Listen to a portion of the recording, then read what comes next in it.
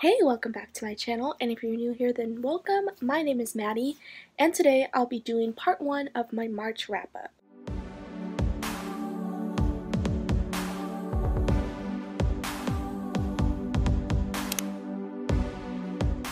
Trying a different angle this time.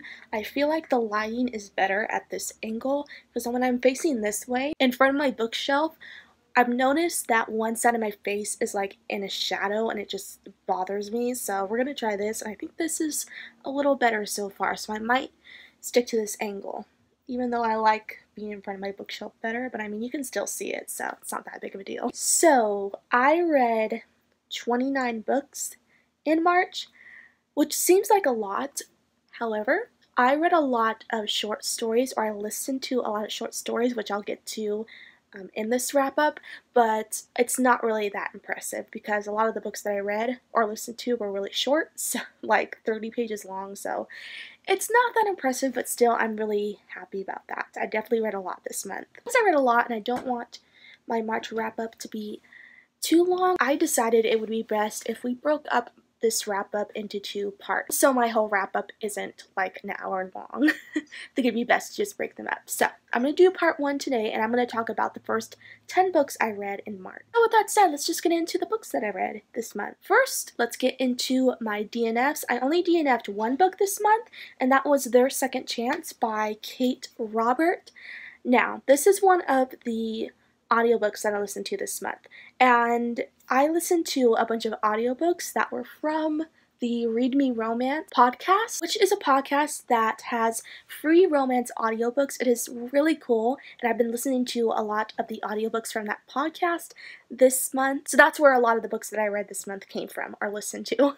This was one of them, but I DNF'd it because I didn't quite understand it. The reason being is that it's a novella that's a part of a series. Even though it's a part of a series, I decided to listen to it anyway because it follows different characters from the original series, but I was still lost, and I think that's because these 2 characters had some sort of history that was mentioned in the original series, so I was just very confused. I listened to the first part of this audiobook and I just could not get into it, so I just DNF'd it. If I ever decide to pick up this series, like, of course I'll give it another try, but for now it's just not going to be listened to, unfortunately. Now getting to the books that I actually read this month. The first book I read in March is actually my favorite book I read this month, and that is Hopeless by Colleen Hoover. And getting into what this book is about, it is about a girl named Sky. She's about 17 years old, and when she meets Holder, she is instantly infatuated with him. When eventually Holder opens up memories from her past that she's kept suppressed, and it becomes evident that he is hiding something from her. So with each of the books I'll be talking about in this wrap-up, I'm going to mention the negatives that I had with the book, and then the positives, so we can end on a good note. So the negatives for this one of them is I felt like Sky made some pretty poor decisions, especially when it came to Holder. This guy is super mysterious. She knows that there's a lot she does not know about him, and yet she decides to date him, which didn't make that much sense to me. Like, I wouldn't want to date someone who I'm very suspicious of because you don't know their intentions. I just thought that was kind of weird, and she also made some really weird and poor decisions that I didn't understand. The romance was also pretty oddly paced. It would start quickly and then stop all of a sudden. These 2 would go so long without speaking to each other, then it would start up again and they'd be all in love with each other. It was just very weird. Fortunately though, towards the end, the pacing of the romance started to get back on track to my taste, so at least that was good. Now for the positives, there are so many. Even though I mentioned like the romance was weirdly paced, I still loved it so much. It was beautiful. One thing I love about this romance is how much Holder is so supportive of Sky. She goes through so much in this book, things that change her life. She finds out all this stuff, she's so overwhelmed, but Holder is always there to help her feel better, to help her feel comfortable, so I really loved how supportive he was of her. And this book is so emotional. I'm telling you, I cried probably like 10 times throughout this book. I want to say about the last 100 pages, I was just non-stop crying because it was so emotional, so many plot twists that were just mind-blowing and heartbreaking. This has to be so far Colleen Hoover's most emotional, darkest book. I thought Ugly Love was pretty dark and pretty emotional and sad. This one will play with your feelings. I don't know how you cannot cry while reading this book, because the things that you find about Sky's past are just heartbreaking. I did predict the major plot twist. It's kind of obvious what the major plot twist is if you're really paying attention, but there were other twists in there that I did not see coming that left me totally shocked. It was just crazy, emotional, dark. I loved it so much. I initially gave it 4 stars just because I thought Sky made poor decisions. I thought the romance was pretty oddly paced, but because this book left such an emotional impact on me, I bumped it up to a 5-star, because if a book can make me cry, like not just teary-eyed, but like sobbing crying, I always bump it up a star from what I initially gave it, because I think it's deserving of an extra star for making me cry like that. So I connected to this book so much, I would highly recommend it.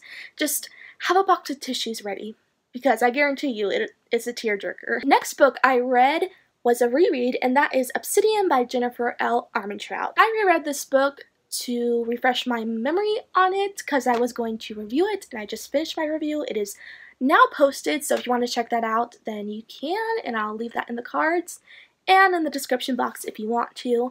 As for the summary of this book, it is about a girl named Katie who moves to a new town. She meets her neighbor Damon, who is very rude to her at first, but as they hang out more, she comes to have a attraction to him.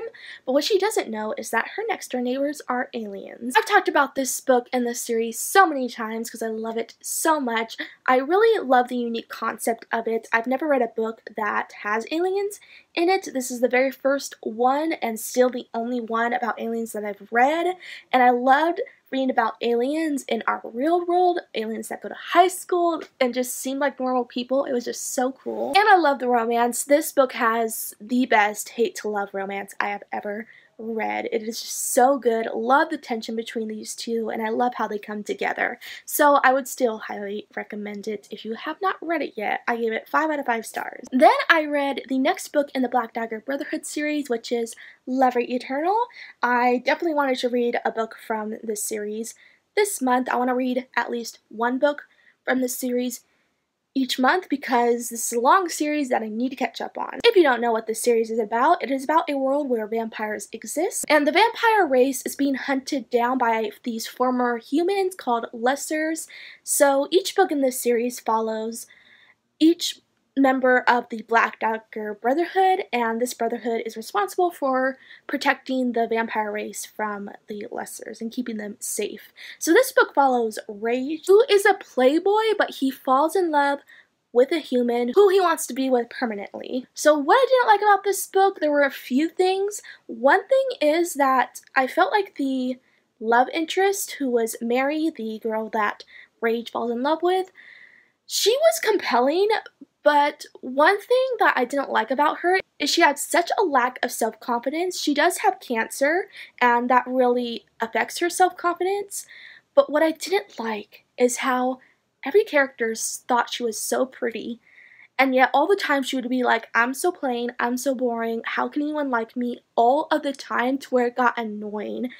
I feel like this trope is more common in YA books, which is kind of understandable because all teenagers have self-confidence issues. That's normal. But for an adult, I feel like you should have grown enough to where you shouldn't feel like you hate yourself so much, even though everyone else loves you. It just annoyed me so bad. I get that she's sick, and that's going to affect the way she views herself, but to say that you don't think you're special all the time when every character loves you, like, it was just annoying. She came off kind of like woe is me all the time, and I didn't like that. On the contrary, though, I did like how cancer was something that was brought up in this book. I like the rep of it. I really felt for Mary because she is so sick, and even though she's kind of annoying, like I mentioned, she's still a great character that I did come to love. The romance was so sweet. I loved Rage and how he felt so strongly for Mary, and he also has a very sad and interesting backstory where he turns into a beast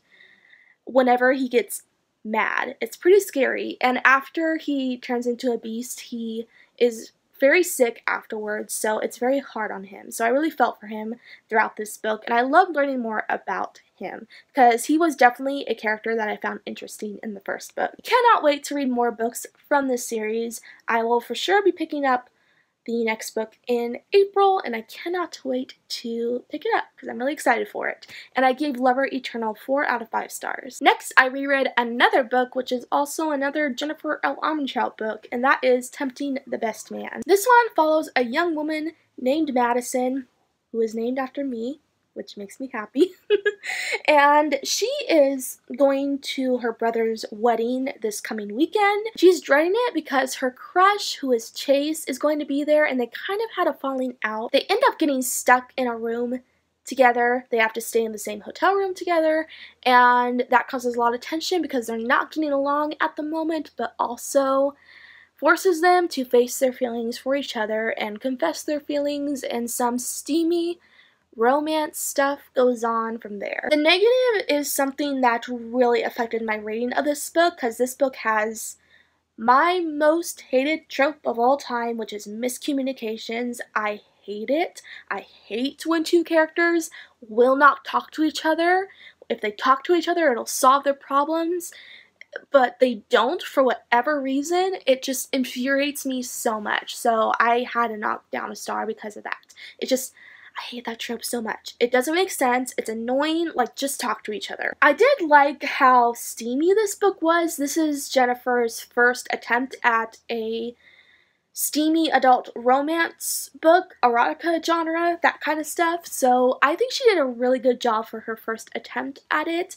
I thought the romance scenes were very steamy and really, really good. And I really did feel the connection between Chase and Madison throughout this book. In the beginning, of course, their relationship is rocky because they're not getting along, but I love seeing how they grew to love each other and got past their issues with each other because of what happened involving them in their past. That was really well done. So I gave this book 4 out of 5 stars. That's the rating I gave it the first time I read it. So I'm still sticking to it because I pretty much had the same feelings on this one. And I also reread this one so that I can review it because I needed to remember something. So our review for this entire series will be coming out really soon. And then I listened to another audiobook from the Read Me Romance podcast, and that is Rated X by Ella Fox. This one is about a couple that gets back together. So it's a second chance romance. I can't really remember a lot about this one, which isn't a good thing. I gave it 2 stars. It is pretty forgettable. It was a basic romance that I didn't really care for because I didn't feel the connection between these two. The problem I have with second chance romances is that sometimes it's hard to feel anything for them because you don't always get a sense of what the relationship was before they broke up, and sometimes the book doesn't go very in-depth on their past relationship, which I want to know more of.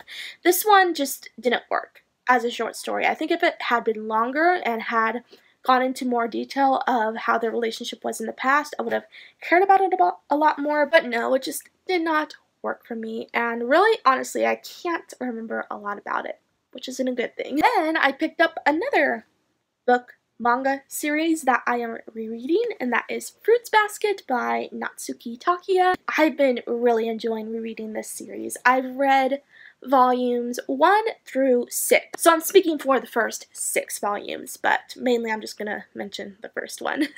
And if you have been keeping up to date with my channel, you may have seen that I am vlogging my experience rereading this series and also discussing each volume in the series. I have 3 episodes of my vlogs reading this series up, so if you want to see that, I'll link the first episode in the description box if you are interested. But be warned, there will be spoilers on this series, so you have to have read this series to watch those vlogs, so just be wary of that. But anyway, I've been mainly rereading this series in preparation for the anime reboot that is happening in April in a few days, and I'm so excited for it. So to celebrate, I've just been rereading this series. That's like the main reason. If you don't know what this manga is about, it follows a girl named Toru who is orphaned, and she has to find a place to stay since she's living with her grandfather and his house is being renovated, so she can't stay there. She does not want to burden her friends by asking them if she can stay with them, so what she decides is to camp out in the woods, which is a very bad idea. So she is homeless, but the Soma family ends up finding her and asks her to live with them. And pretty soon after she moves in with them, she finds out that when they are hugged by a member of the opposite gender, they turn into animals from the Chinese zodiac. It is a pretty interesting premise, and it's what made me want to watch the original anime a few years back, and it is definitely worth reading. It is worth watching. It's so good. It is a pretty popular anime and manga series, so if you are a fan of anime and manga, I'm sure you've heard about this series, but if you have not read it yet, you definitely should. It is one of my, probably not even one of them, like my favorite story of all time, my favorite manga, my favorite book, my favorite anime. It's just so incredible. I love these characters to death. All the characters are so wonderfully developed, and the story is sad, heartbreaking, but also so heartfelt. It'll give you all the feels. I gave this one 5 out of 5 stars, and I gave volumes 1 through 6 5 out of 5 stars. I actually think I'll be giving all these books in this series 5 stars because it is that good. And then I listened to Roping the Cowboy by Kennedy Fox, which is also a part of the Read Me Romance podcast.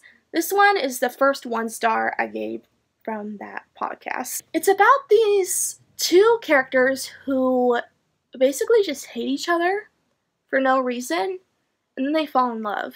It is just painfully underdeveloped, and these 2 are so cruel to each other that I didn't buy their love story, and the girl's reason for hating the guy was super petty and didn't make sense. What happens is that they have a one-night stand, and then the next morning she just kicks him out and is mean to him for no apparent reason. He didn't do anything wrong. I think she was just kind of upset with herself that she had a one-night stand, but she was so mean to the guy when he did nothing wrong. I did not understand it. And by the end, they're so in love with each other, and I don't understand how they ended up in love with each other because they just kept doing these awful things to each other that it just didn't make sense. It was just really poorly done. So I did not like it, and I gave it 1 star. And the next audiobook that I listened from the podcast was Closer by Alexa Riley. This one is about a woman named Ava who starts working for a lingerie company. She meets the boss's brother who wants her to be the spokesperson of the company, and eventually these 2 start having a relationship. I had huge problems with this one. I did give it 2 stars. The major problem I had is this is just straight up insta-love. It is just painful how much insta-love this one has.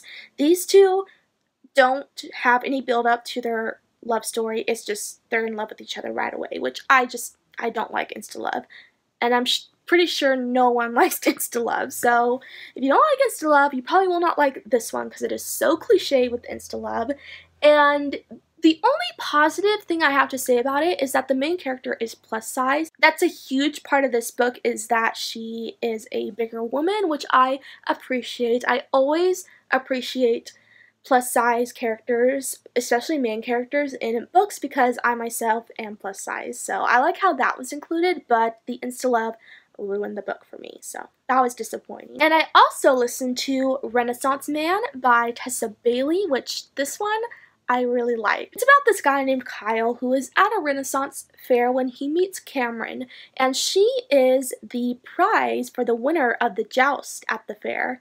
And so Kyle participates in this joust so that he can win her. Doesn't that sound like just the cutest concept ever? And it was so well done. It was so fun, so cute. I love the romance. It was equal parts very steamy and super heartwarming and heartfelt. I did feel like these 2 characters really cared for each other. But what I didn't like about it is that it didn't really feel like a well-rounded romance. I think I would have liked this story had it been longer, but I did like the concept. I thought it was really well executed, and I cannot wait to read more books from Tessa Bailey now because I'm really intrigued because I like this one so much. I gave it 4 out of 5 stars. And I believe that's the last one yeah, so far that is the last one that I read from the Read Me Romance podcast. I am going to do like a whole discussion on this podcast because I do think it's really cool, but as you can tell from my ratings that I've given to the stories on this podcast, it's a really hit or miss. Like, there are some stories on this podcast that I love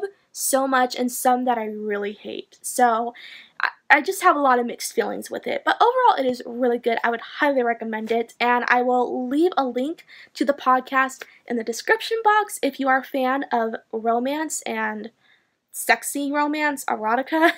Definitely check it out. I would recommend it. And the last book I'm going to mention in part 1 is Tempting the Player by Jennifer L. Armentrout, which is the second book to the Gamble Brothers series, the second book to Tempting the Best Man, which is another reread. This one follows Chad, who is a baseball player, and his reputation has gone downhill because he's a player, so he doesn't have the best image and he needs to fix it. And so what his team decides to do is to have him date a regular girl, and that is where Bridget comes in, and they form a fake relationship that, of course, eventually turns into real love. This is my least favorite Jennifer L. Armentrout book, and I've mentioned she's my favorite author. I love her books so much, but this one just does not work for me.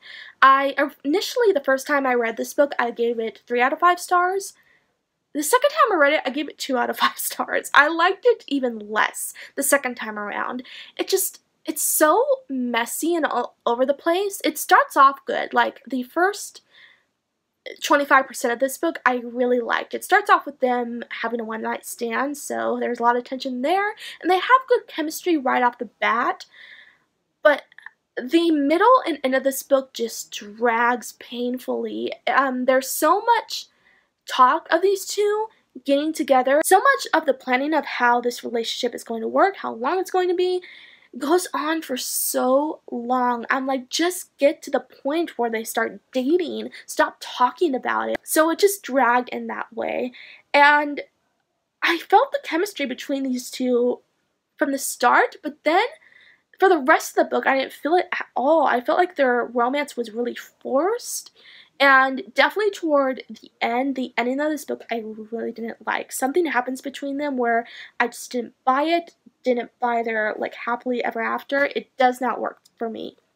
So this is the only book by Jennifer that I would not recommend, that I don't think I'll ever read again. I only reread it so that I can include it in my review for this series, but I don't think I'll ever be picking it up again. I like the other 2 books in this series, but if I ever reread this series, I will for sure be skipping over this one because I just don't enjoy it. It just does not work for me. So that's all the books I'm going to mention for part 1. I have 10 to 12 more books to mention in part 2, so that will be coming out tomorrow. So if you're interested, be sure to look out for that. Let me know if you've read any of these books. Let me know your thoughts on them. Did you like them? Did you hate them? I would love to know. And if you like this video, be sure to like, comment, and subscribe down below for more bookish related videos. Also be sure to follow me on social media. Those links will be in the description box. And I post 2 to 3 times a week, so I'll see you really soon. Bye!